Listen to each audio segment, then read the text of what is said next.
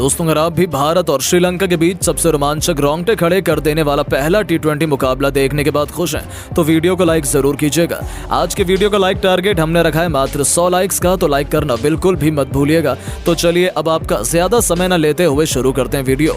दोस्तों, जैसा कि आप सभी तो जानते हैं कि इंडिया और श्रीलंका के बीच 3 मैचों की रोमांचक T20 सीरीज का शुभारंभ हो चुका है, जिसका पहला मैच पल्ले किले क्रिकेट स्टेडियम में खेला गया, जहां पर इस मैच में रोमांच की सभी हदें पार हो गईं। अंतिम ओवर तक मुकाबला पहुंच गया था, जिसके अंतिम गेंद में भी ये बता पाना नामुमकिन था भारत बाजी मारेगा या फिर श्रीलंका टीम इंडिया को बड़ा झटका दे देगी।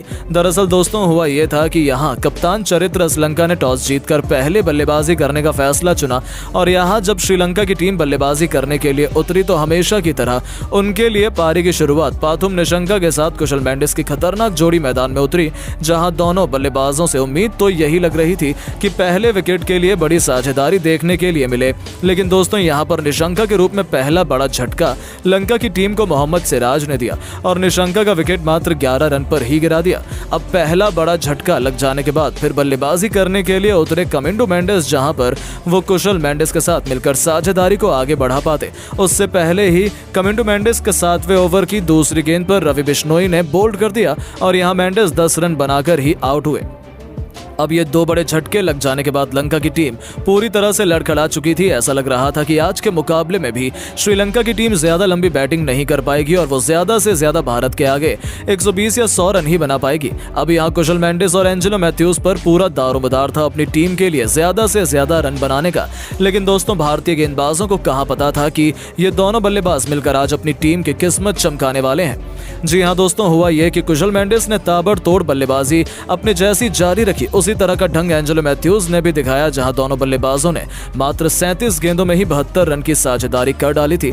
इस दौरान विकेट चटकाना काफी अहम हो चुका था। तभी कप्तान सूर्या ने फैसला किया कि वो गेंदबाजी पर मोहम्मद सिराज को लेकर आएंगे और आते ही 14वें ओवर की तीसरी गेंद पर सिराज ने मैथ्यूज के रूप में तीसरा बड़ा झटका लंका की टीम को दे दिया, जो कि 53 रन बनकर आउट हुए। और मैथ्यूज के आउट होने के बाद फिर कुशल मेंडिस ने हार नहीं मानी। उनका बल्ला रुकने का नाम नहीं ले रहा था।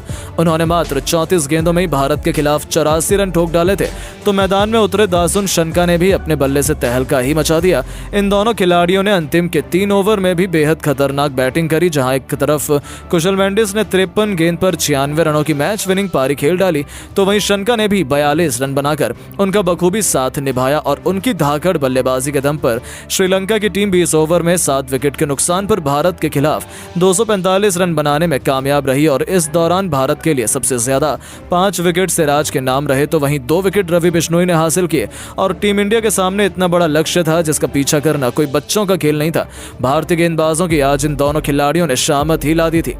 अब दोस्तों, बारी थी भारतीय बल्लेबाजों की इस मैदान पर कुछ चमत्कार कर दिखाने की। दोस्तों, पिछले सीरीज में ताबड़तोड़ प्रदर्शन करके लौट रहे शुभमन गिल से आज सभी को काफी उम्मीदें थी। लेकिन दोस्तों, जब शुभमन गिल और यशस्वी जायसवाल ने पारी की शुरुआत की तो आज यशस्वी काफी बड़ी गलती कर बैठे।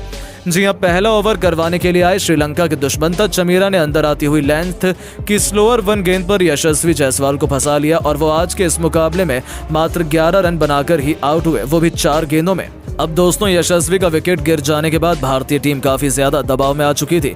अब यशस्वी जब आउट हुए तो बल्लेबाजी के लिए उतरे संजू सैमसन, जहां संजू और शुभमन गिल पर हर किसी की निगाहें थी कि ये दोनों बल्लेबाज दूसरे विकेट के लिए कितने रन जोड़ पाते हैं। इस दौरान सब कुछ सही चल रहा था, लेकिन दोस्तों आगे क्या होने वाला है इसका अंदेशा किसी को भी नहीं हुआ था। ये कि संजू सैमसन जो बढ़िया लय बल्लेबाजी कर रहे थे, उन्हीं के रूप में भारतीय टीम को दूसरा बड़ा झटका लगा। जी हां दोस्तों, संजू बाहर जाती हुई आउटसाइड ऑफ की गेंद को गलती से छू बैठे।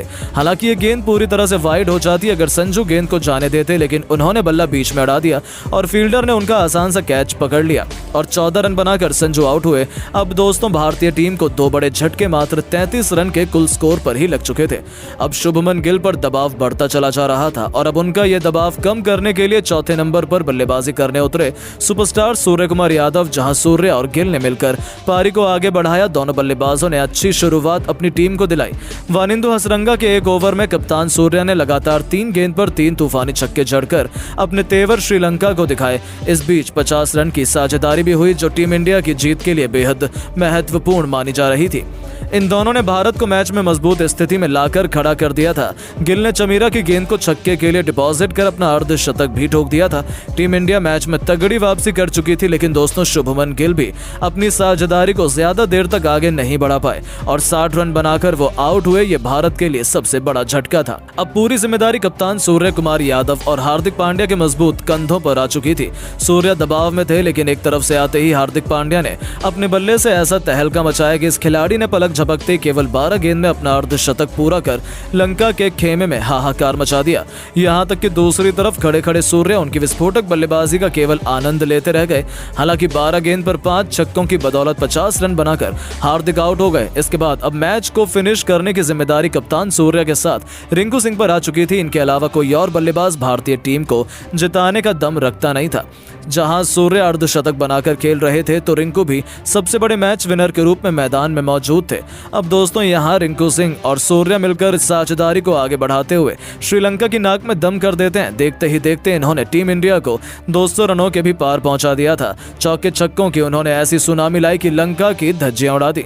देखते ही देखते ये दोनों मिलकर मैच को अंतिम ओवर तक ले जाते हैं। जहां रिंकू कमाल की फॉर्म में थे तो वहीं दूसरी तरफ कप्तान सूर्य अर्धशतक जड़ने के बाद अपने शतक की ओर आगे बढ़ चले। इस दौरान अंतिम ओवर तक जब मैच पहुंचा तो भारत को मुकाबला जीतने के लिए 6 गेंदों में 21 रन की दरकार थी। अब स्ट्राइक पर थे रिंकू सिंह और अंतिम ओवर करवाने के लिए अपने सबसे खतरनाक मतीजा पथिराना को कप्तान वानिंदु हसरंगा ने भेजा था। अब यहाँ पहली गेंद पथिराना ने यॉर्कर डाली जो कि रिंकू से पूरी तरह से मिस हो गई और कोई रन नहीं मिला। अगली गेंद पर रिंकू ने 2 रन भागे और यहाँ से भारतीय टीम को 4 गेंदों में 19 रन की दरकार थी। रिंकू अभी भी स्ट्राइक पर मौजूद थे। दोस्तों जैसे तैसे करके तीसरी गेंद को लेग साइड की तरफ खेलकर रिंकू ने 1 रन भाग लिया और अब स्ट्राइक पर आ गए हमारे सबसे बेस्ट T20 के नंबर 1 जाबाज सूर्य। जहां सूर्य को आगे 3 गेंदों पर 3 छक्के लगाने थे और तभी भारत की टीम मुकाबला जीत पाती, क्योंकि गेंदों पर 18 रन भारत को चाहिए थे। अब चौथी गेंद को सूर्य ने सामने की तरफ छक्का जड़ दिया। 5वीं गेंद को डीप कवर्स के ऊपर से अपने फ्लैग शॉट और एक और आसमानी छक्का जड़कर सूर्य ने भारतीय टीम को जीत की दहलीज पर पहुंचा दिया। अब एक गेंद शेष मात्र बची हुई थी और मैच जीतने के लिए 6 रन चाहिए थे। लंका सबसे ज्यादा दबाव में थी। वहीं सूर्य बखूबी जानते थे कि पथिराना वाइड यॉर्कर लेंथ डालने की कोशिश करेंगे और इसलिए सूर्य ने पहले से ही अपनी आंखें जमा रखी थीं और अपने बल्ले का परफेक्ट स्विंग दिखाते हुए उन्होंने डीप मिड विकेट के ऊपर से महेंद्र सिंह धोनी के अंदाज में मैच विनिंग 6 ठोक दिया, जिसके चलते भारतीय टीम के होनहार बल्लेबाज सूर्य ने इस दौरान अपना शतक तो पूरा किया ही साथ 104 रन की उन्होंने पारी खेली और अपने शतक के साथ उन्होंने भारतीय टीम को मैच भी जिताया। बाकी इस मुकाबले में रिंकू के बल्ले से 36 रन निकले। उनके विस्फोटक बैटिंग के दम पर इंडिया ने इस मुकाबले में अपना कब्जा जमा दिया। हालांकि दोस्तों हम आपको बता दें कि भारत और लंका के बीच खेला गया यह अभ्यास सत्र का पहला मुकाबला था जिसमें भारतीय टीम की जीत हुई। बाकी अब आप सभी की क्या राय है भारतीय टीम की ऐसी बल्लेबाजी और गेंदबाजी देख लेने के बाद, और आप टीम इंडिया को 10 में से कितने नंबर देना चाहेंगे? अपनी राय नीचे कमेंट बॉक्स में जरूर दें और ऐसी शानदार खबरों के लिए चैनल को सब्सक्राइब जरूर करें। धन्यवाद।